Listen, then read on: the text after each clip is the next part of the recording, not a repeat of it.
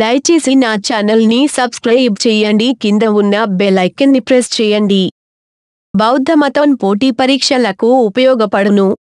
బౌద్ధ మతం లేదా బౌద్ధం ప్రపంచంలోని ముఖ్యమైన మతాలలో ఒకటి. మొత్తం ప్రపంచంలో బౌద్ధ ధర్మాన్ని ఆచరించేవారు 23 కోట్ల నుండి 50 కోట్ల వరకు ఉండవచ్చునని అంచనా. 1. బౌద్ధంలో 2 ప్రధాన విభాగాలున్నాయి: మహాయానము, థేరవాదము. 2. తూర్పు ఆసియా, టిబెట్ ప్రాంతాలలో మహాయానం, వజ్రయానంతో కలిపి అధికంగా ప్రాచుర్యంలో ఉంది. గౌతమ బుద్ధుడు బోధించిన ధర్మసూత్రాలు బౌద్ధానికి మూలాధారం. త్రిపిటకములు అనే శాస్త్ర గ్రంథం బౌద్ధానికి ప్రధాన ఆధారమని అధికులు విశ్వసిస్తారు. ఇందుకు అదనంగా మహాయాన బౌద్ధులు మహాయాన సూత్రాలు అనే రచనను విశ్వసిస్తారు. దీనిని థేరవాదులు అంగీకరించరు. ప్రధాన సంప్రదాయాలు థేరవాద, మహాయాన సంప్రదాయాలు బౌద్ధంలో ఉన్న 2 ప్రధాన విభాగాలు. ఇంకా కొన్ని శాఖలు కూడా ఉన్నాయి. కాని వీటన్నింటిలో ఏకాభిప్రాయంగా పరిగణింపబడే ముఖ్య సూత్రాలను చెప్పడానికి నిపుణులు ప్రధానంగా పాళీ భాష, టిబెటన్ భాషలోనూ, ఇంకా అనువాద రూపంలో ఉన్న మంగోలియం, చైనా భాషల గ్రంథాలలోనూ, కొద్దిగా లభించే సంస్కృత మూలాలలోనూ ఉన్న విషయాల ఆధారంగా కొన్ని ప్రధాన సూత్రాలను ఉదహరిస్తారు. అయితే వీటిలో భిన్నాభిప్రాయాలు, భిన్న సంప్రదాయాలు ఉండవచ్చును. గౌతమ బుద్ధుడు వారి గురువు, ప్రవక్త మధ్య మార్గం, కార్యకారణత్వం, డిపెండెంట్ ఆరిజినేషన్, 4 పరమాసత్యాలు, అష్టాంగ మార్గం వీటిని సిద్ధాంతపరంగా అంగీకరిస్తారు. కాని కొన్ని సంప్రదాయాల ఆచరణలో వీటిని కొంత గాని, పూర్తిగా గాని అమలు చేయకపోవచ్చును. సామానులు, సంఘ పరివారంలోని వారు కూడా సాధన ద్వారా నిర్వాణం పొందవచ్చును. నిర్వాణం పరమోత్కృష్ట గమ్యమని భావిస్తారు. థేరవాదుల నమ్మకం ప్రకారం బుద్ధుడు పొందిన నిర్వాణమే ఇతరులకు లభిస్తుంది. 2 రకాల నిర్వాణాలుండవు. ఈ సాధనా మార్గాన్ని బుద్ధుడు మొదటిగా కనుక్కుని ఇతరులకు బోధించాడు. ఆరంభం, చరిత్ర. బౌద్ధ ధర్మాన్ని మొదటిగా బోధించిన గౌతమ బుద్ధుని అసలు పేరు సిద్ధార్థుడు. ఇతడు లుంబిని 4 అనే చోట జన్మించాడు. కపిలవస్తు 5 అనే నగరంలో పెరిగాడు. ఇతని తండ్రి శుద్ధోదనుడు అనే రాజు. తల్లి Mayadevi. మహాస్తూపం Thotlakonda, Visakhapatnam. Replica of Buddha and disciples at Bhimli Beach జఫగా సిద్ధార్థుని తాత్విక అన్వేషణ గురించి బహుళంగా ప్రచారంలో ఉన్న కథ. సిద్ధార్థుని జననం తర్వాత అతని తండ్రి శుద్ధోదనునికి ఈ బాలుడు మునుముందు గొప్ప చక్రవర్తి లేదా సర్వసంగ పరిత్యాగి అవుతాడు అని పండితులు జోస్యం చెప్పారు. తన కుమారునికి వైరాగ్యం కలుగరాదనే కోరికతో తండ్రి అతనికి బయటి లోకంలోని చీకుచింతలు తెలియకుండా సకల భోగాలలో పెంచాడు.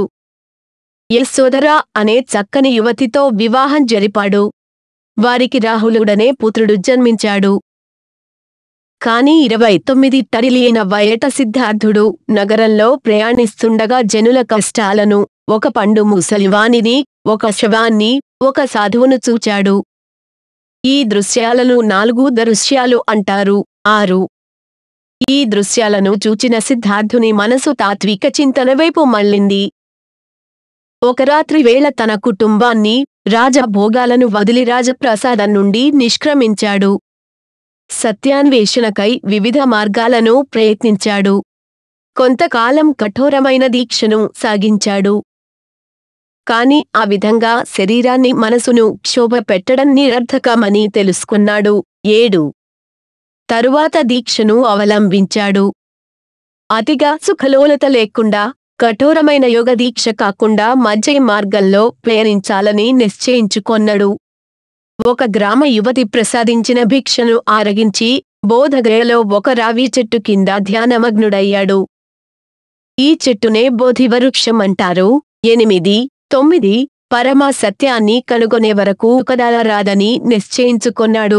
49 రోజుల ధ్యానం తర్వాత అతనికి జ్ఞానోదయమైంది. అప్పటి నుండి అతను బుద్ధుడు అయ్యాడు. తాను కనుగొన్న ధర్మాన్ని అందరికీ బోధించసాగాడు.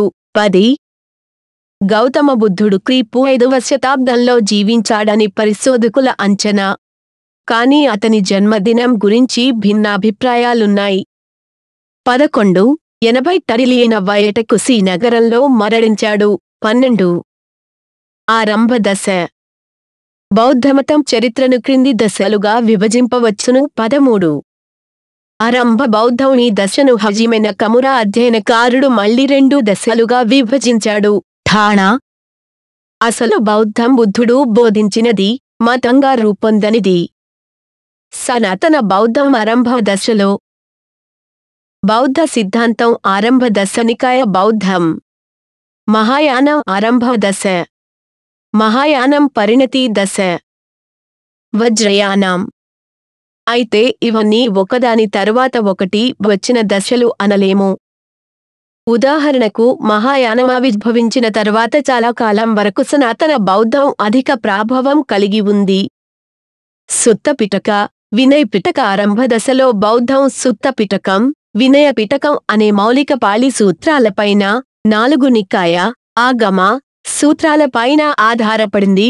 కొద్దిమంది పరిశోధకులు మాత్రం ఈ అభిప్రాయాన్ని వ్యతిరేకించారు. 15 దాదాపు అన్ని ఆరంభకాలపు రచనలలోనూ కనిపించే క్రింది సిద్ధాంతాలు బుద్ధుని బోధనల నుండి నేరుగా గ్రహించబడినవని భావిస్తున్నారు. 16 3 లక్షణాలు లేదా జీవధర్మాలు: అనిత్యము, దుఃఖము, అనాత్మత. పాళీ భాషలో అనిచ్చ, దుఃఖ, అనాత్త. 5 తత్వాలు లేదా పంచకంధాలు: ఆకారం, రూపం, వేదన, బాధ, సంచ్. ఇంద్రియాల ద్వారా తెలుసుకోవడం, సంస్కారం, భావనలు కలగడం, విజ్ఞానం. ప్రతి సముత్పాదన డిపెండెంట్ లేదా కార్యకారణత్వం. ఒక దాని కారణంగా మరొకటి జరగడం కర్మ, పునర్జన్మ. 4 మహోన్నత సత్యాలు: చత్వారి ఆర్య సత్యాని. దుఃఖము, జన్మ, జీవితం, మరణం కూడా దుఃఖమయాలు. సముదాయము, సుఖకాంక్ష వలన దుఃఖము కలుగుతుంది. నిరోధము, కాంక్షను త్యజిస్తే దుఃఖం దూరమవుతుంది. మార్గము, అష్టాంగ మార్గం వలన కాంక్షను త్యజింపవచ్చును. అష్టాంగ మార్గము: సమ్యగ్వచనము, మంచి మాట, సమ్యగ్ కర్మ, మంచి పనులు, సమ్యగ్ జీవనము, మంచి జీవితం, సమ్యగ్ వ్యాయామము, మంచి ప్రయత్నం, సమ్యగ్ స్మృతి, మంచి దృక్పథము, సమ్యగ్ సమాధి, మంచి ధ్యానము, సమ్యగ్ దృష్టి, సత్యాన్ని చూడడం, సమ్యగ్ సంకల్పము, మంచి సంకల్పము, నిర్వాణము. కొందరు పరిశోధకులు వేరే ప్రమాణాలను ప్రతిపాదించారు. సంఘాలు. బుద్ధుని పరినిర్వాణం తర్వాత కొద్ది కాలానికి మొదటి బౌద్ధ మండలి ఫస్ట్ బుద్ధిస్ట్ కౌన్సిల్ సమావేశమయ్యింది. బుద్ధుని అమూల్య బోధనలు కలుషితం కాకుండా వాటిని గ్రంథస్థం చేయడం ఈ మండలి సంకల్పం. బుద్ధుని సన్నిహితుడైన ఆనందుడు తెలిపిన సూత్రాలు సుత్త పిటకం అని, మరొక శిష్యుడు ఉపాలి చెప్పిన విషయాలు వినయ పిటకం అని ప్రసిద్ధి చెందాయి. 18 సుత్త పిటకంలో బుద్ధుని సూక్తులు ఉన్నాయి. వినయ పిటకంలో బౌద్ధ సంఘంలో ఉండేవారి లక్షణాల గురించి చెప్పబడింది. భిక్షువ ధర్మాలు. రెండవ బౌద్ధ మండలి తరువాత బౌద్ధంలో వివిధ శాఖలు పొడసూపనారంభించాయని పరిశోధకులు భావిస్తున్నారు. 19 అశోకుని తరువాతనే ఈ శాఖా భేదాలు బలవంతమయ్యాయని కొందరి అభిప్రాయం. అశోకుడు పాటలీపుత్ర నగరంలో 3వ బౌద్ధ మండలిని నిర్వహింపజేశాడు. అయితే కొందరు అబౌద్ధులను సంఘంలోంచి వెలివేసి సంఘాన్ని ఏకీకృతం చేసినట్లు మాత్రమే అశోకుని శాసనాలు చెబుతున్నాయి. స్థవిరులు అనబడేవారు, మహాసాంఘికులు అనబడేవారు వినయం గురించి గట్టిగా ఒకరినొకరు వ్యతిరేకించారు. సంఘంలో ఉండవలసిన వారి అర్హతల గురించి ఇవి భేదాలు పొడసూపాయి. కొంతకాలం ఒకే సంఘారామంలో ఇరు వర్గాలవారు కలిసి ఉండి ఉండవచ్చును.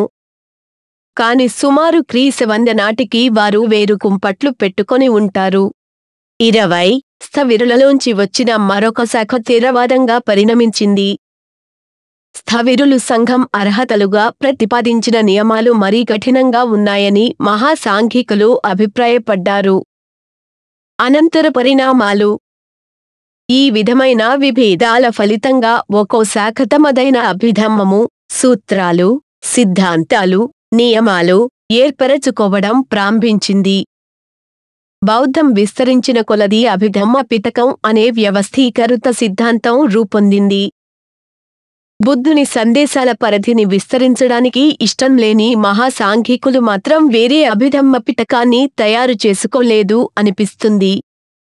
అయితే 5వ శతాబ్దానికి చెందిన ఫాహియాన్, 7వ శతాబ్దానికి చెందిన హ్యుంత్సాంగ్ రచనల ప్రకారం మహాసాంఘికులకు కూడా ఒక అభిధమ్మం ఉంది. ఆరంభంలో భారతదేశంలో నిదానంగా వ్యాపించిన బౌద్ధం అశోకుని కాలంలో దేశం నలుమూలలా, దేశాంతరాలలోనూ విస్తరించింది. ఈ కాలంలోనే అనేక స్తూపాల నిర్మాణాలు జరిగాయి.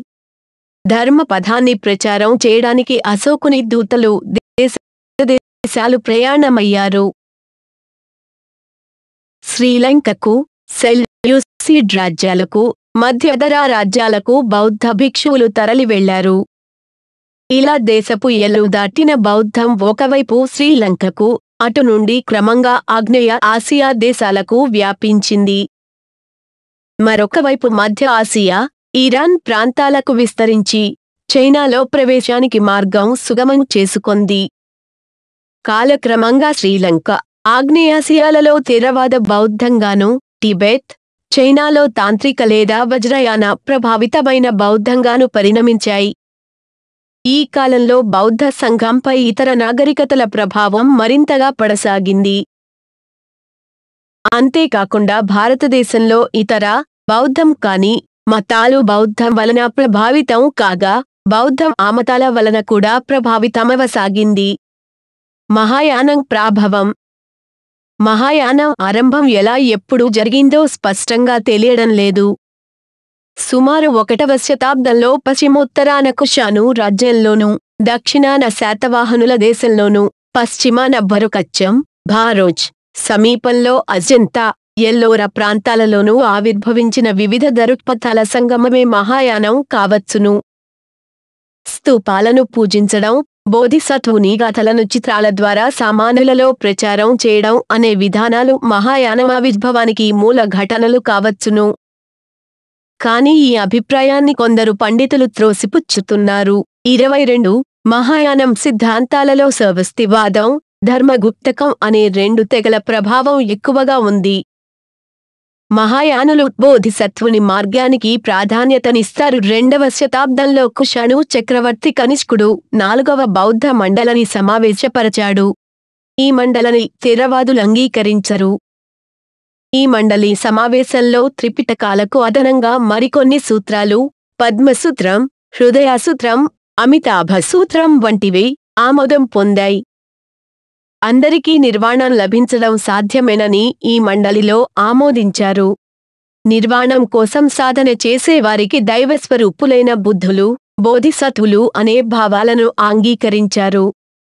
నిర్వాణం అందరికీ అందుబాటులో ఉన్నందున ఇది మహాయానం పెదబండి అయింది. అయితే ఈ శాఖ అంతకుముందే ఉన్న సర్వస్తివాదానికి కేవలం ప్రతిరూపమేనని కొందరు పండితుల అభిప్రాయం. 23 ఈ సిద్ధాంతాలు గ్రంథస్థం చేయబడి మధ్య ఆసియా, చైనాలకు దేశాలకు విస్తరించాయి. చైనాలో మరిన్ని మార్పులు జరిగిన మహాయానం ఆ రూపంలో జపాన్, వియత్నాం, కొరియా ప్రాంతాలకు విస్తరించింది. అయితే మహాయాన బౌద్ధానికి పటిష్టమైన సిద్ధాంతాలను ఏర్పరిచింది నాగార్జునుడు. సుమారు 150 నుండి 250 మధ్యకాలానికి చెందిన ఈ ఆచార్యుని ప్రభావం మహాయానంపై అసమానమైనది.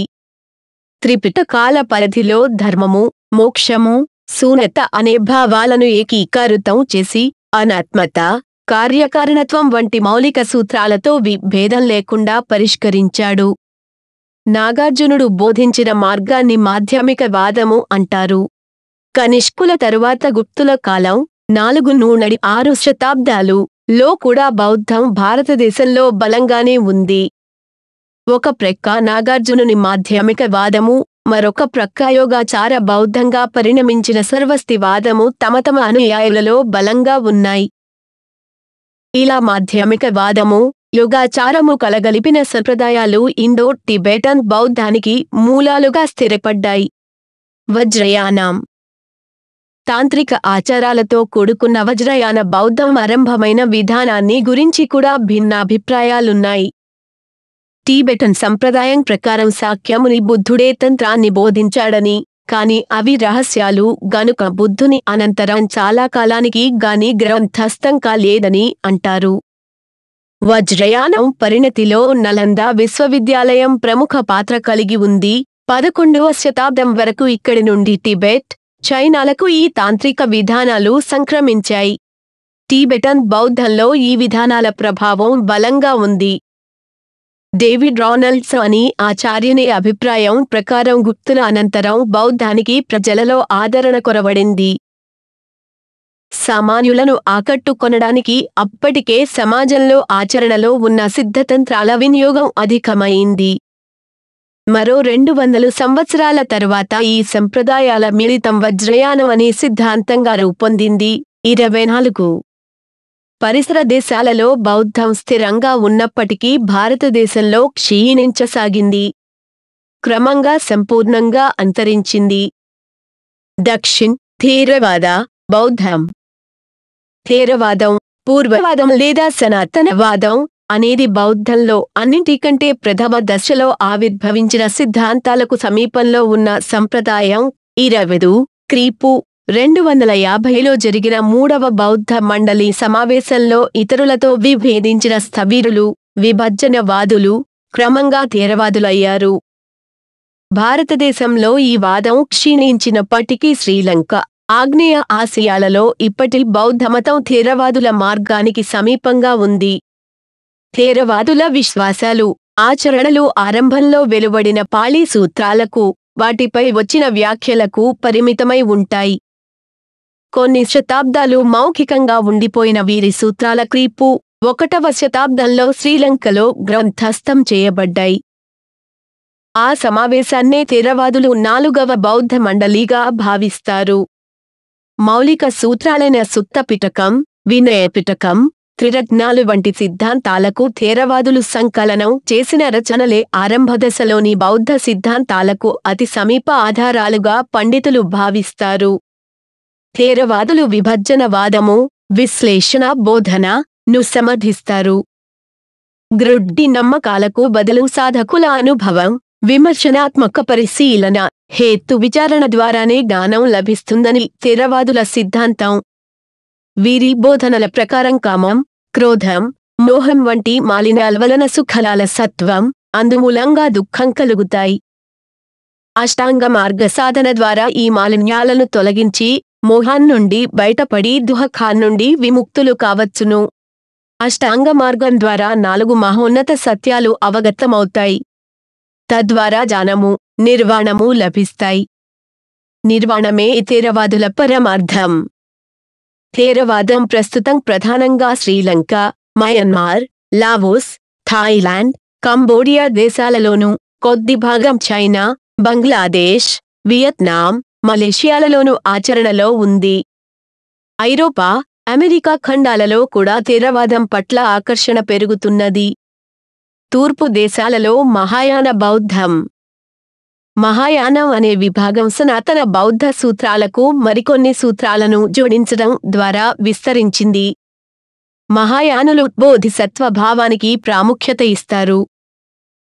సాధన ద్వారా దుఃఖం నుండి విముక్తి పొందడం అనే ప్రాథమిక లక్ష్యం కంటే మహాయాన సాధకులు లోకంలో ఉండి అందరినీ దుఃఖాన్నుండి విముక్తులను చేయడమనే లక్ష్యాన్ని ఎన్నుకుంటారు. బోధిసత్వులు సకల జీవులకు నిర్వాణాన్ని పొందడంలో తోడ్పడతారని వారి విశ్వాసం. అవధులు లేని మహాకరుణయే బోధిసత్వుల లక్షణం. అదే అందరికీ నిర్వాణాన్ని ప్రసాదిస్తుంది. శూన్యత, ప్రజాపరమిత, తథాగతత్వము అనే ఉన్నత తత్వాలు మహాయానంలో తరచు ప్రస్తావించబడుతాయి. తథాగత గర్భసూత్రాలు పరమా సత్యాన్ని, ధర్మాన్ని, ఇదే అన్నింటికంటే గొప్ప సత్యమని మహాయానుల విశ్వాసం. అయితే ప్రస్తుతం చైనాలో అన్ని సూత్రాలకు సమానమైన ప్రాముఖ్యత ఉన్నట్లుగా అనిపిస్తుంది. 26 మహాయాన సంప్రదాయంలో కొన్నిమార్లు బుద్ధుడు లేక ధర్మం ప్రత్యక్షం అవుతారని సూచనలు ఉన్నాయి. ఇది దేవుడు అనే భావానికి మహాయానంలో స్థానం కల్పిస్తుంది.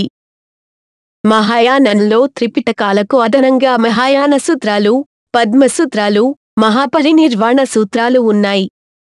వీటి సాధన ద్వారా బుద్ధత్వం పొందవచ్చునని వారి విశ్వాసం. ప్రస్తుత కాలంలో China, Tibet, Japan, Korea, Singapore దేశాలలోనూ, కొద్ది భాగం రష్యాలోనూ, వియత్నాం అధిక భాగంలోనూ అనుసరించే బౌద్ధాన్ని స్థూలంగా క్రింది విభాగాలుగా విభజింపవచ్చును. జెన్ లేదా చాన్ స్టైన్ ధ్యాన అనే సంస్కృత పదం నుండి చాన్ లేదా జెన్ అనే చైనీయ పదాలు ఉద్భవించాయి. చైనా, జపాన్ దేశాలలో ఈ సంప్రదాయం బలంగా ఉంది. పేరును బట్టే జెన్ బౌద్ధంలో ధ్యానానికి ప్రాముఖ్యత చాలా ఎక్కువ ఉంటుంది. మొత్తానికి జెన్ బౌద్ధులు శాస్త్రాల అధ్యయనానికి అంత ప్రాధాన్యత ఇవ్వరు. అందరిలోనూ బుద్ధుడున్నాడు. ధ్యానం ద్వారా ఆ బుద్ధుని తెలుసుకోవచ్చునని వీరి విశ్వాసం. ఇందులో మరిన్ని ఉపశాఖలు ఉన్నాయి. రింజాయ్ జెన్ బౌద్ధులు తమ ధ్యానంలో కౌన్, మైదితతే వ్రిదలో పజల్ అనే సాధనాన్ని, యంత్రాన్ని వాడుతారు. సోటోశాఖ జెన్ బౌద్ధులు కూడా ఈ యంత్రాన్ని వాడుతారు గాని షికంతజ అనగా కేవలం ఆసీనులై ధ్యానం చేయడం వారి ప్రధాన ఉద్దేశం. ఈ జ్ఞానోదయం క్రమంగా అయ్యే విషయం కాదని, ధ్యానం ద్వారా మాయ తెరలు తొలగినప్పుడు ఒక్కమారుగా ఆత్మజ్ఞానం కలుగుతుందని సాధారణంగా జెన్ విశ్వాసాలు, ఆచరణ విధానాలు సూచిస్తాయి. 20 శుద్ధ భూమి ల్యాండ్ బుద్ధిజం అధికంగా చైనాలో సామాన్య జనం ఆదరించే విధానం. 28 సాధన ద్వారా జ్ఞానం, నిర్వాణం సాధించే అవకాశం సామాన్యులకు కష్టం గనుక ఇతర విధానాల ద్వారా కూడా కొంత రక్షణ సాధ్యమని వీరి విశ్వాసం. 29 జెన్ బౌద్ధులు స్వీయ సాధనను విశ్వసిస్తే, శుద్ధ భూమి బౌద్ధులు అమిత బుద్ధుడు తమను కాపాడి జ్ఞానం వైపు నడిపిస్తాడని నమ్ముతారు. ప్రార్థన, స్మరణం వంటి ప్రక్రియల ద్వారా అమితాభ బుద్ధుని సుఖావతి, సంతోష స్థానం చేరుకోవచ్చునని వీరి విశ్వాసం.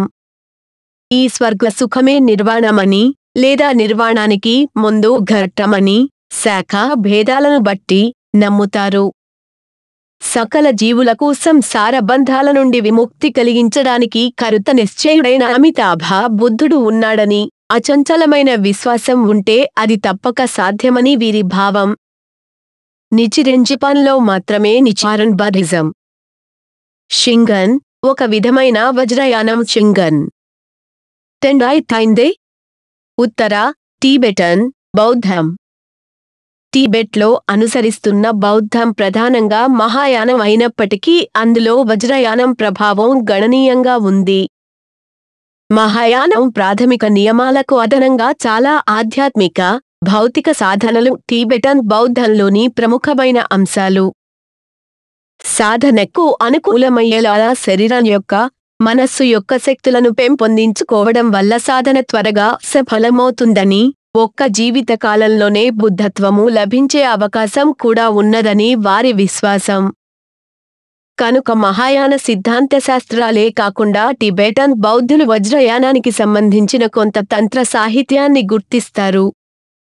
వీటిలో కొన్ని చైనా, జపాను దేశాలలోని పురాతన బౌద్ధ సాహిత్యంలో ఉన్నాయి.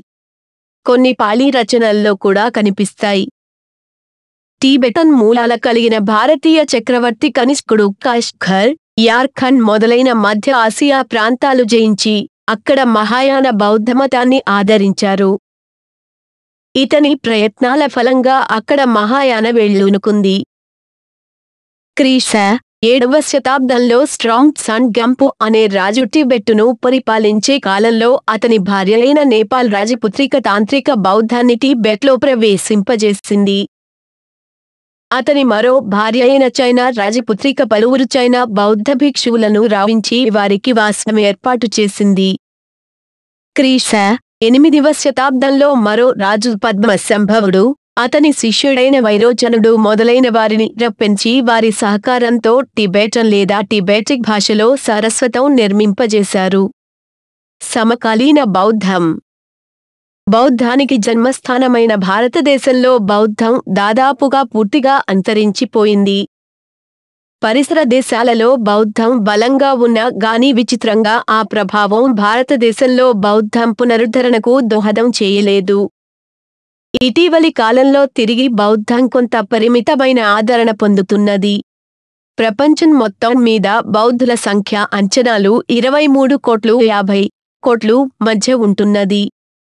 బహుశా 30 కోట్లు అనే సంఖ్య వాస్తవానికి దగ్గరలో ఉండవచ్చును. 31 బౌద్ధ మతస్థుల సంఖ్య సరిగా అంచనా వేయడంలో కొన్ని సమస్యలు ఉన్నాయి. బౌద్ధులు అనగా ఎవరనే విషయం స్పష్టంగా నిర్వచింపబడకపోవడం, తూర్పు దేశాలలోని ఇతర మతాలు టావో మతము, కన్ఫ్యూషియన్ మతము, షింటో మతము, మరికొన్ని చైనా జానపద మతాలు కూడా గణనీయంగా బౌద్ధ మతము ఆచార సంప్రదాయాలను తమలో ఇముడ్చుకున్నాయి. 32, 33, 34 బౌద్ధులలో సామూహిక ప్రార్థనా సమావేశాలు, సామాజిక ఉత్సవాలు అంతగా లేనందున వారిని లెక్కించడం కష్టమవుతుంది. 35 చైనా, వియత్నాం, ఉత్తర కొరియా వంటి దేశాలలో ఉన్న రాజకీయ పరిస్థితుల మూలంగా వ్యక్తుల మతాన్ని వ్యవస్థీకృత విధానంలో గుర్తించడం లేదు. ఒక అంచనా ప్రకారం క్రైస్తవ మతము, ఇస్లాం, హిందూ మతం తరువాత ప్రపంచంలో 4వ పెద్ద మతం బౌద్ధ మతం. 38 బుద్ధుని కాలంలోని ప్రారంభమైన భిక్షువుల సంఘము ప్రపంచంలో అత్యంత పురాతనమైన సాంఘిక సమూహము. ప్రపంచంలో ఆచరణలో ఉన్న ముఖ్య బౌద్ధమత విభాగాలు ఇలా ఉన్నాయి. పాళీ సూత్రాలపైన ఆధారపడిన థేరవాద బౌద్ధం కంబోడియా, లావోస్, థాయిలాండ్, శ్రీలంక, మయన్మార్లలో అధికంగా ఉంది. భారతదేశంలో బి.ఆర్. అంబేద్కర్ ఆరంభించిన దళిత బౌద్ధ ఉద్యమం కూడా ఈ విధానానికి సమీపంలో ఉంది. చైనా భాషలో రచింపబడిన మహాయాన సూత్రాలను అనుసరించే తూర్పు ఆసియా దేశాలు China, Japan, Korea, Taiwan, Singapore, Vietnam. Tibetan భాషలోని సాహిత్యాన్ని, సంప్రదాయాలను అనుసరించే టిబెటన్ బౌద్ధం ఉన్న చోట్లు టిబెట్, దాని పరిసర ప్రాంతాలు, భారత్, భూటాన్, మంగోలియా, నేపాల్, రష్యా, పశ్చిమ దేశాలలో ఇటీవల కనిపిస్తున్న బౌద్ధ సమూహాలు ఈ తూర్పు దేశాలలోని మూడింటిలో ఏదో ఒక విధానాన్ని అనుసరిస్తారు. సుమారుగా థేరవాదులు 12.4 కోట్లు, చైనా మహాయాన బౌద్ధులు 18.5 కోట్లు, టిబెటన్ మహాయాన బౌద్ధులు 2 కోట్లు ఉండవచ్చునని ఒక అంచనా. కొన్ని ముఖ్య సిద్ధాంతాలు. థేరవాద బౌద్ధంలో జన్మజన్మల వేదన, సాధన అనంతరం సత్యాన్ని తెలుసుకుని అజ్ఞాన అంధకారం నుండి బయటపడి ఇతరులకు ఆ మార్గాన్ని ఉపదేశించినవారు బుద్ధులు అవుతారు. సత్యాన్ని తెలుసుకొన్నా గాని ఇతరులకు ఉపదేశం చేయని వారు ప్రత్యేక బుద్ధులు అవుతారు.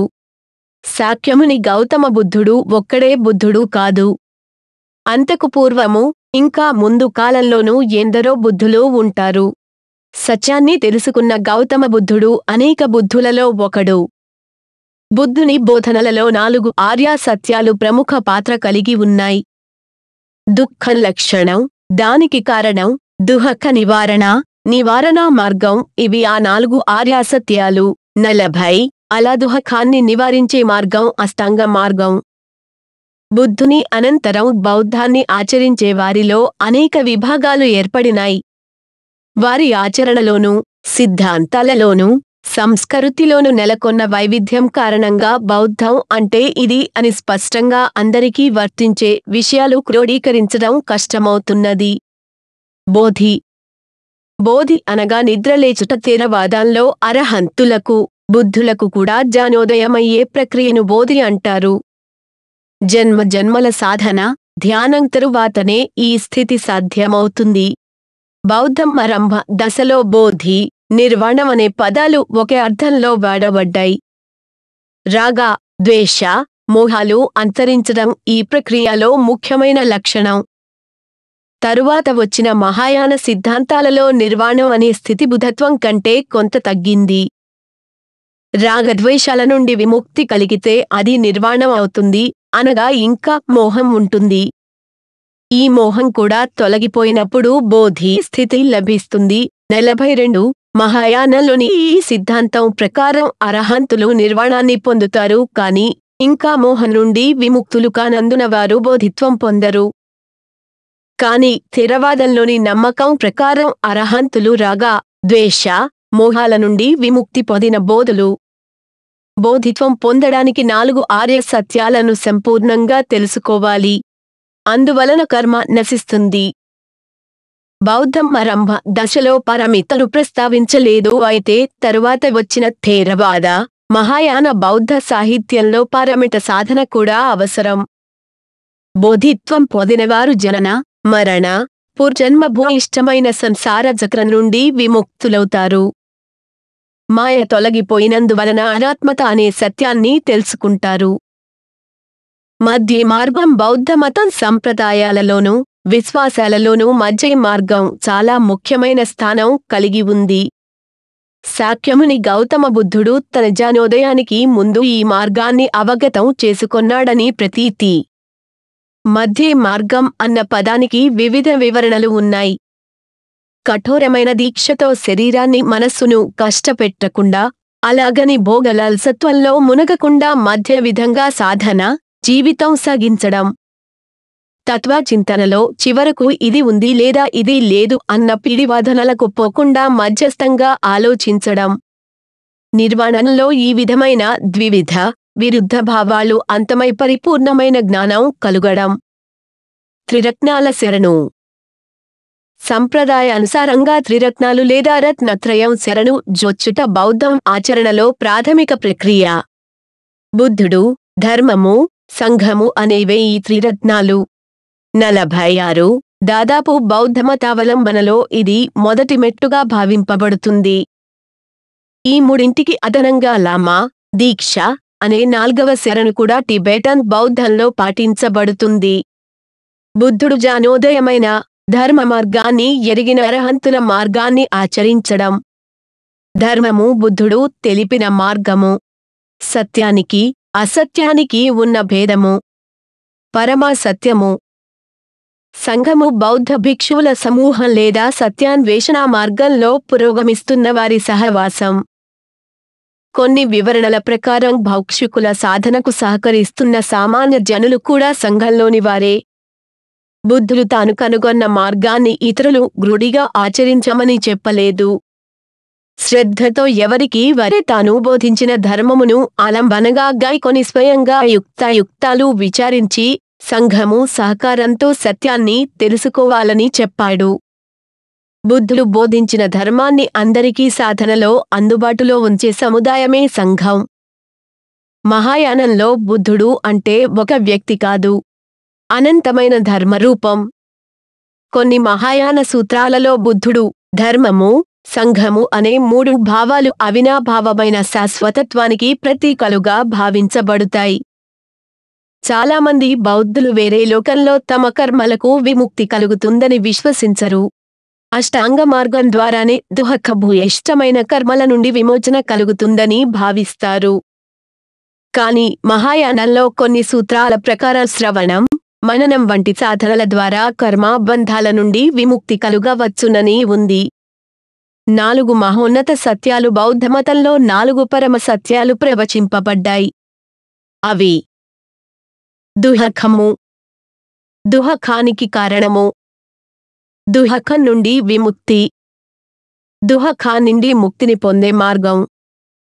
ఇవి గౌతమ బుద్ధుడు తన జ్ఞానోదయం తరువాత తన సహసాధకులైన 5 శ్రమణులకు చెప్పిన విషయాలు కనుక బుద్ధిని మొదటి బోధనలు.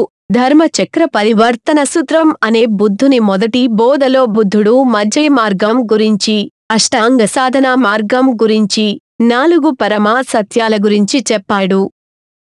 ఈ 4 పరమా సత్యాలు అనే విషయాన్ని ఒక మత ప్రబోధంగా కాక అప్పటి కాలంలో ఉన్న ఉపశమన విధానం, కష్టాలు తీర్చే మార్గం గా చెప్పాడు. థేరవాదుల భావం ప్రకారం ఈ 4 పరమా సత్యాలు జనానికి అర్హులైన సాధకులకు మాత్రమే తెలిసే ఉన్నత భావాలు. మహాయానుల భావం ప్రకారం ఉన్నత స్థాయి మహాయాన సూత్రాలను అందుకునే స్థాయికి ఇంకా ఎదగని సాధకులకు ఆరంభ దశలో చెప్పవలసిన సూత్రాలు ఇవి. దూర ప్రాచ్య దేశాలలో వీటికి చెప్పుకోదగిన ప్రాచుర్యం లేదు. అష్టాంగ మార్గం. 4 పరమా సత్యాలలో 4వదైన దుఃఖ విమోచన మార్గం అష్టాంగ మార్గం.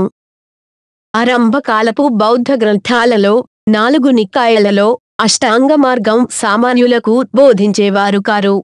అష్టాంగ మార్గం 3 విభాగాలుగా విభజింపబడింది.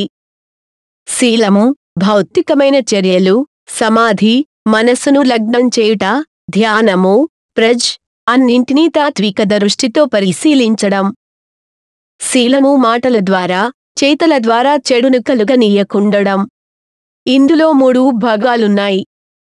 సమ్యక్ వచనము నొప్పించకుండా, వక్రీకరించకుండా, సత్యంగా మాట్లాడాన్. సమ్యక్ కర్మము హాని కలిగించే పనులు చేయకుండుట. సమ్యక్ జీవనము తనకు గాని, ఇతరులకు గాని, ప్రత్యక్షంగా కాని, పరోక్షంగా కాని కీడు కలుగకుండా జీవించడం. సమాధి మనసును అదుపులోకి తెచ్చుకోవడం. ఇందులో 3 భాగాలు ఉన్నాయి. సమ్యక్ సాధన ప్రగతి కోసం మంచి ప్రయత్నం చేయుట. సమ్యక్ స్మృతి స్వచ్ఛమైన దృష్టితో విషయాలను స్పష్టంగా చూడగలగడం. సమ్యక్ సమాధి రాగద్వేషాలకు అతీతంగా మనసును స్థిరపరచుకుని సత్యాన్ని అన్వేషించడం. ప్రజ్ మనసును శుద్ధపరచే జ్ఞానము. ఇందులో 2 అంగాలున్నాయి. సమ్యక్ దృష్టి అనిపించేలాగా కాకుండా, భ్రమపడకుండా, ఉన్నది ఉన్నట్లుగా చూడగలగడం. సమ్యక్ సంకల్పం ఆలోచించే విధానంలో మార్పు. ఈ 8 మార్గాలను పలు విధాలుగా వివరిస్తారు, విశ్లేషిస్తారు. సాధనలో ఒక్కో మెట్టు ఎదగవచ్చునని కొందరంటారు. అలా కాక అన్ని మార్గాలను ఉమ్మడిగా ఆచరించాలని మరొక భావన. నిర్వాణం చేసే బౌద్ధ మార్గం. ఇందులో 8 అంశాలు ఉన్నాయి. బుద్ధుడి చేసిన తొలి ఉపదేశాలలో ఒకటిగా ఇది ప్రసిద్ధం. గౌతముడు జ్ఞానిగా పరిణామం చెంది సారనాథ్ చేరి, అక్కడ పూర్వం తనతో తపస్సు చేసిన 5 పరివ్రాజకులకు మొదటిసారిగా చేసిన ధర్మబోధలో ఇది భాగం 1. సమ్మాదిఠి, సమ్యక్ దృష్టి. 2. సమ్మా సంకల్ప, సమ్యక్ సంకల్పం. 3. సమ్మా వాచ, సమ్యక్ వాక్కు. 4. సమ్మా కమ్మంత, సమ్యక్ కర్మ. 5. సమ్మా ఆజీవ, సమ్యక్ ఆజీవిక. 6. సమ్మా వాయామ, సమ్యక్ కృషి. 7. సమ్మా సతి, సమ్యక్ స్మృతి. 8. సమ్మా సమాధి, సమ్యక్ సమాధి. ఈ 8 అంగాలతో కూడిన మార్గం అత్యున్నత స్థితిని, నిర్వాణాన్ని పొందడానికి ఉపయోగపడేది. సమ్మాదిఠి, సమ్యక్ దృష్టి. బాధలకు, వాటి నివారణకు సంబంధించిన పరమా సత్యాలను తెలుసు కొనలేకపోవడం అవిద్య. దానిని నిర్మూలించడం సమ్యక్ దృష్టి. మిథ్యాదిఠి, మిథ్యా దృష్టి కానిది సమ్మదిఠి. అంటే 4 ఆర్య సత్యాల జ్ఞానం సంపాదించి ఉండటం. సమ్యక్ సంకల్పం అంటే సదాశయాలను కలిగి ఉండటం, సదాలోచనలు చేయడం. వస్తువుల యథార్థ స్వరూపాన్ని తెలుసుకోవడం వల్ల ఇంద్రియ సుఖాల పట్ల విముఖత, ఎవరికి హాని చేయకూడదనే వైఖరి, ద్వేషభావాన్ని తొలగించుకోవడం మొదలైన మంచి ఆలోచనలు కలగడం. సమ్యక్ వాక్కు అంటే సత్యం పలకడం, అబద్ధాలు చెప్పకుండా ఉండటం, ఇతరుల గురించి చెడ్డగా మాట్లాడకపోవడం, దయతో, మర్యాదపూర్వకంగా మాట్లాడటం. సమ్యక్ కర్మ అంటే సాటివారి మనోభావాల పట్ల, హక్కుల పట్ల గౌరవంతో ప్రవర్తించడం. జీవహింస చేయకపోవడం మొదలైనవి కూడా ఇందులో చేరతాయి. సమ్యక్ జీవనం అంటే ఏ జీవికి హాని కలిగించని వృత్తిని ఏదైనా జీవిక కోసం చేయడం. సమ్యక్ కృషి అంటే అవిద్యను తొలగించడానికి తొలి అడుగులు వేయడం. సమ్యక్ కృషికి 4 ప్రయోజనాలను బుద్ధుడు చెప్పాడు. అవి అష్టాంగ మార్గానికి విరుద్ధమైన మానసిక స్థితులు కలగకుండా చూసుకోవడం. అలాంటి మానసిక స్థితులు ఇదివరకే ఏర్పడి ఉంటే వాటిని తొలగించుకోవడం. అష్టాంగ మార్గానికి ఏవి అవసరమో అట్టి మానసిక స్థితులు కలిగేలా చూడటం. ఇప్పటికే అట్టి మానసిక స్థితులు కలిగి ఉంటే అవి మరింత వృద్ధి పొందడానికి దోహదం చేయడం. చెడ్డ భావనలు పెడదోవ పట్టించకుండా నిరంతరం మనసును జాగరితం చేసి ఉంచడం సమ్యక్ స్మృతి. అంటే శరీరాన్ని, మనస్సును నిరంతరం జాగ్రత్తగా గమనిస్తూ, దుఃఖం కలిగించే పరిస్థితులు రాకుండా చూడటం. సమ్యక్ సమాధి అంటే ఏకాగ్రతను మించిన సమాధి స్థితి. సమాధిలో కేవలం మనస్సు ఏకాగ్ర స్థితిని చేరడమే జరుగుతుంది. దురాశ, ద్వేషం, అచేతనంగా, మందంగా ఉండటం, సందేహించడం, ఎటు తేల్చుకొనలేకపోవడం అనే 5 సంకెళ్లను తెంచుకొని సరైన మార్గంలో నడుచుకోవడం సమ్యక్ సమాధి. ధ్యానం చేసే సమయంలో ఈ సంకెళ్ళు బాధించకపోవచ్చును గాని, ధ్యానంలో నుంచి బయటికి వచ్చిన తర్వాత తిరిగి ఇవే మానసిక సంకెళ్ళు పురోగమనానికి అడ్డం వస్తాయి. దుర్గుణాల నుంచి విముక్తుడు కావడం కూడా సమ్యక్ సమాధి సాధించే ఒక ప్రయోజనం. తాత్విక భావాలు పాళీ భాషలోని రచనల ప్రకారం గౌతమ బుద్ధుడు కొన్ని తాత్విక సందేహాలకు సమాధానం ఇవ్వకుండా మౌనంగా ఉండిపోయాడు. ప్రపంచం శాశ్వతమా, అశాశ్వతమా? ఆత్మ, శరీరం వేరు వేరా లేక ఒకటేనా? నిర్వాణం లేదా మరణం తర్వాత ఉనికి ఉంటుందా? ఇటువంటి ప్రశ్నలకు బుద్ధుడు సమాధానం ఇవ్వకపోవడానికి కారణం జీవితంలో పనికి వచ్చే జ్ఞానానికి అటువంటి అతివాద ప్రశ్నలు అడ్డుగా నిలుస్తాయన్న భావన అని ఒక అభిప్రాయం. 54. అంతేకాకుండా అటువంటి ప్రశ్నలు ప్రపంచం, ఆత్మ, వ్యక్తి అనే భావాలకు లేని వాస్తవాన్ని అంటగడతాయని కూడా కొందరంటారు. పాళీ సూత్రాలలోనూ చాలా మహాయాన, తాంత్రిక బౌద్ధ సూత్రాలలోనూ బుద్ధుడు ఇలా చెప్పినట్లు పేర్కొనబడింది వాస్తవం, సత్యం, సామాన్యమైన మనస్సుకు, వాదానికి అతీతమైనది. ప్రాపంచిక దృష్టితో సత్యాన్ని తెలుసుకోవడం అసాధ్యం. ప్రజ్ఞ పారమిత సూత్రాలలో ఇది ఒక ప్రాథమిక అంశం. పఠనం, సాధన, ధ్యానం, విశ్వాసం, సూత్రాల పట్ల గౌరవం వంటి సాధనాల ద్వారా సత్యాన్వేషణకు మార్గం సుగమమవుతుంది. నిజమైన జ్ఞానం స్వయంగా తెలుసుకోవలసిందే. మహాపరినిర్వాణ సూత్రం లేదా ఉత్తర తంత్రం అనబడే మహాయాన సూత్రం ప్రకారం ధర్మాన్ని గురించిన వివేచన అవసరమే కాని వాదాలు, శాస్త్రాల పట్ల అతిగా ఆధారపడడం వల్ల ప్రయోజనం లేదు. ఎందుకంటే నిజమైన జ్ఞానానికి వీటికి సంబంధం లేదు. ఇదే భావం చాలా తంత్రాలలోనూ, సిద్ధాంతాలలోనూ చెప్పబడింది. 50 మహాసిద్ధతిలోపుడనే భారతీయ బౌద్ధ యోగి కూడా వాదాలను నిరసించాడు. వివిధ శాఖలలో భేదాలున్నా గాని అధికంగా బౌద్ధులు విశ్వసించే ప్రకారం పరమ లక్ష్యం నిర్వాణం లేదా ముక్తి లేదా బోధి అనేది మాటలకు అతీతమైనది అని. ధర్మ గ్రంథాలు బౌద్ధమతం గ్రంథాలు అనేకాలు ఉన్నాయి. వీటిని అధ్యయన గ్రంథాలుగాను, కొందరు పూజార్హాలుగాను కూడా చూస్తారు. ప్రధానంగా బౌద్ధ సూత్రాలు సంస్కృతంలో త్రిపిటకాలు, పాళీ భాషలో త్రిపిటక అనగా 3 బుట్టలు. అవి వినయ పిటకం బౌద్ధ సంఘము, భిక్షువులు, భిక్షునిల నియమాలు, విధానాలు గురించినది, అందుకు సంబంధించిన శాస్త్రాధారాలు, వివరణలు. సుత్తపీఠకం గౌతమ బుద్ధుడు స్వయంగా బోధించినవని చెప్పబడే సూత్రాలు.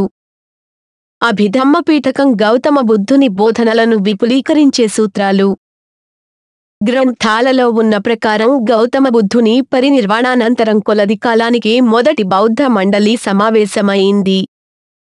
ఈ సమావేశానికి మహాకాశ్యపుడు అనే బౌద్ధ భిక్షువు సభాధిపత్యం నిర్వహించాడు. ఈ మండలి లక్ష్యాలు బుద్ధుని బోధనలను మననం చేయడం, సూత్రాలు లేదా సుప్త సంఘాలలో పాటించవలసిన నియమాలను క్రమబద్ధం చేయడం, వినయం. గౌతమ బుద్ధుని సహచరుడు అయిన ఆనందుడు చెప్పిన విషయాలు సుత్త పిటకం అయ్యాయి. అభిధమ్మ, ఉపాలి అనే శిష్యులు చెప్పిన విషయాలు వినయ పిటకం, అభిధమ్మ పిటకం అయ్యాయి. ఈ పిటకాల కొంతకాలం మౌఖికంగా ఇతరులకు సంక్రమించాయి. మరికొంతకాలం తర్వాత గాని గ్రంథస్థం కాలేదు. ఈ పిటకాలలో బుద్ధుని బోధనలు, జీవితంలో ఘటనలు, వేదాంత, శాస్త్ర సంవాదనలు, ఇతర నియమాలు అనేకం ఉన్నాయి. థేరవాదులు, మరికొంతమంది ఆరంభకాలపు బౌద్ధులు పాళీ భాషలోని తమ గ్రంథాలు స్వయంగా బుద్ధుడు బోధించిన విషయాల సంగ్రహమేనని విశ్వసిస్తారు. థేరవాద సూత్ర గ్రంథాలలో సుమారు 40 లక్షల పదాలున్నాయి. మహాయాన సూత్రాలు వంటి ఇతర సూత్రాలు కూడా స్వయంగా బుద్ధుడే బోధించాడని, కాని అవి రహస్యంగా చెప్పబడడం వల్ల సామాన్యులకు తెలియలేదని ఆయా వాదులు విశ్వసిస్తారు. నాగులు లేదా బోధిసత్వుల ద్వారా ఆ రహస్యాలు తరువాత అందుబాటులోకి వచ్చాయని వారి నమ్మకం. సుమారు 600 మహాయాన సూత్రాలు సంస్కృతం లేదా చైనా లేదా టిబెటన్ భాషలో ఇప్పుడు లభిస్తున్నాయి. మహాయాన సూత్రాలను థేరవాదులు విశ్వసించరు. తెలుగునాట బౌద్ధం. బౌద్ధమతం ఆరంభ దశ నుండి ఆంధ్రప్రదేశ ప్రాంతాల్లో విశేషమైన ఆదరణ పొందింది. అశోకునికి ముందే అనగా బుద్ధుని కాలం నుండే ఆంధ్రదేశంలో బౌద్ధమతం ప్రాచుర్యంలో ఉన్నదని పెక్కు ఆధారాల వల్ల తెలియవస్తుంది. అశోకుని శిలా శాసనం ప్రకారం ఆంధ్రదేశం అప్పటికే ధర్మ విషయంలో ఉంది. గుంటుపల్లి, భట్టిప్రోలు వంటి బౌద్ధ క్షేత్రాలు హీనయాన బౌద్ధం కాలం నాటివి. క్రీపు 300 నాటివి. విశేషించి భట్టిప్రోలును బుద్ధుడే స్వయంగా సందర్శించాడని ఒక అభిప్రాయం ఉంది. భట్టిప్రోలులోని ధాతుకరండం బుద్ధుని శరీర ధాతువులకు చెందినది కావచ్చును. అశోకుని కాలంలోనూ తరువాత శాతవాహనుల కాలంలోనూ బౌద్ధాన్ని రాజకుటుంబాలు విశేషంగా ఆదరించారు. రాజుల హిందూ మతావలంబులైన గాని రాణి వాసం బౌద్ధ సంఘాలకు పెద్ద ఎత్తున దానాలు చేసినట్లు ఆధారాలున్నాయి. ఉత్తర హిందూస్థానానికి, శ్రీలంకకు మధ్య జరిగిన బౌద్ధ పరివ్రాజకుల రక్కపోకలలో వెంగిదేశం ముఖ్యమైన మార్గం, కూడలిగా ఉండేది. తరువాత మహాయానం ఆంధ్రదేశంలోని నాగార్జునుని తత్వంతో ప్రావర్భవించింది. ధరణీకోట, విజయపురి వంటి మహారామాలు ఆంధ్రదేశంలో బౌద్ధం అత్యున్నత స్థితిలో ఉన్ననాటి చిహ్నాలు. గౌతమ బుద్ధుడు స్వయంగా ధానకటకం, అమరావతి వద్ద కాలచక్రతంత్రం ప్రవర్తింపచేశాడని, ధారణులను నిక్షిప్తం చేశాడని, అందువల్ల అమరావతి ధరణికోట అయిందని జర్మన్ పండితుడు హాలండ్ హోప్మాన్ తన పరిశోధనలో వెల్లడించాడు. అమరావతి స్థూపంలో బుద్ధుడి ధాతువులను నిక్షిప్తం చేసినట్లు మంజుశ్రీ మూలకల్పం బౌద్ధ గ్రంథం పేర్కొంది. ఆంధ్రదేశంలో అతి ప్రాచీన భట్టిప్రోలు స్థూపంలో భట్టిప్రోలు శాసనం ప్రకారం బుద్ధ శరీరాన్ని నిక్షిప్తం అని రాశారు. ఈ శాసనంలోనే కుబేరక అనే రాజు ప్రస్తావన ఉంది. ఆంధ్రదేశంలో సుమారు 100 బౌద్ధ స్థలాలను పురావస్తు శాస్త్రజ్ఞులు గుర్తించారు.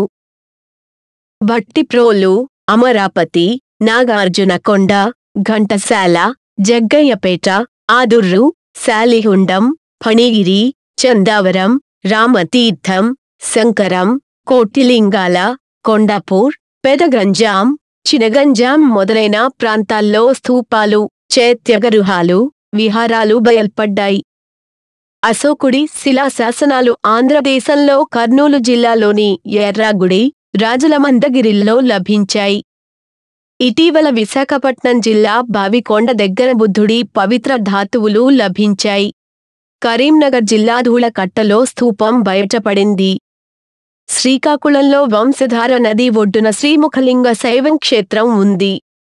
ఇక్కడ జరిపిన తవ్వకాల్లో క్రీస్తు 8, 9 శతాబ్దాల నాటి అమితాభ, అక్షోభ్య, బుద్ధుడు, ఉపనీహ విషయ, స్త్రీ మూర్తులు బయల్పడ్డాయి. ఇవి బౌద్ధమతానికి చెందినవి. నల్గొండ జిల్లా ఫణిగిరిలో గాజులబండ, తిరుమలగిరి ప్రాంతాల్లో బౌద్ధ అవశేషాలు లభ్యమయ్యాయి. ఉడియానా దేశము ఉడియానా అనే ప్రాంతం ఒకటి భారతదేశంలో ఉండేది. పాహీయాత్రికుడు ఇచ్చట 500 సంఘారామములు ఉన్నవని, ఇవి హీనయానానికి చెందినవని, బుద్ధ ధర్మమిచ్చట గౌరవించబడేదని చెప్పినాడు. 6వ శతాబ్దంలో మన దేశానికి వచ్చిన శుంగయాత్రికులకు ఉడియానా దేశపు రాజు గౌరవపూర్వకమైన స్వాగతిమిచ్చాడట. ఈ రాజు శాకాహారి అని, ఈయన ప్రతిదినము బుద్ధుణ్ణి పూజించెడివాడని వీరన్నారు. ఈ ఉడియానములో 70 భిక్షువులు గల బౌద్ధ చైత్యం ఒకటి, 300 భిక్షువులు గల స్వర్ణశకలాలతో నిండిన మరొక చైత్యము, 200 భిక్షువులున్న వేరొక మహా చైత్యం ఉండడిదని, ఈ భిక్షువులు నియమబద్ధమైన జీవితంను నడుపుతూ ఉన్నారని కూడా ఈ యాత్రికులు పలికినారు. చిహ్నాలు మహాయాన బౌద్ధం, వజ్రాయన బౌద్ధంలో 8 శుభసూచకమైన చిహ్నాలున్నాయి. ఛత్రము, గొడుగు గుర్తు, బంగారు చేపద ట్రైషర్వేస్, పద్మము, శంఖము ద ఎండ్లెస్ నాట్, ధ్వజం, ధర్మచక్రం. నా వీడియోస్ చూసి